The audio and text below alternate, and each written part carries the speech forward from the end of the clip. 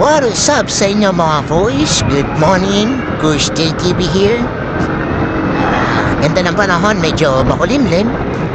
So guys, gusto ko lang magkomento about dun sa piyesta ng San Juan.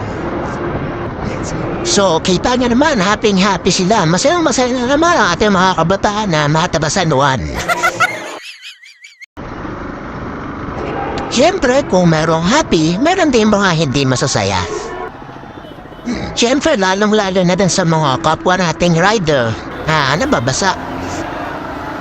Na no choice na dumaan dyan sa San Juan dahil yung ibang dumadaan dyan papunta ng Makati, BGC, yung mga papasok. Siyempre, hindi naman lahat ng dumadaan dyan taga San Juan.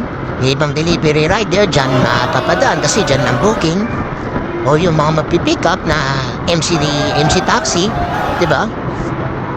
Ako po hindi naman against dyan sa piyesta ng San Juan. Masaya po yan, masaya kung sa masaya.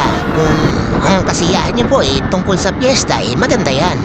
Pero kung ang kasiyahan niyo po mamerwisyo ng iba, hindi na po yan maganda.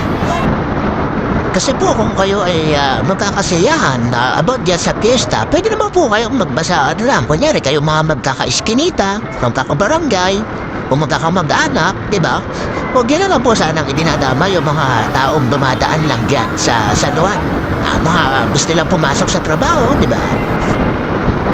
Kasi po karamihan naman sa mga yan wala nating magagawa. Hindi rin naman makakapalag sa ginagawa nyo.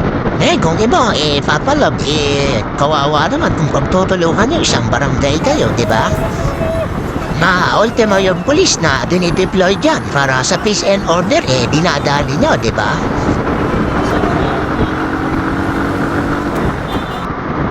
Muli po, inuulit ko po, hindi po ako against dyan sa kasiyahan nyo. Pero sana naman po, huwag na tayong mandamay ng iba. Para pare-parehas po tayong hindi nakakaperwisyo. Masaya kayo, syempre masaya din yung mga dumadaan dyan. Yun lang po, marami pong salamat sa inyo. Ingat po tayo and peace. Yung mapulfil yung kasiyahan nila.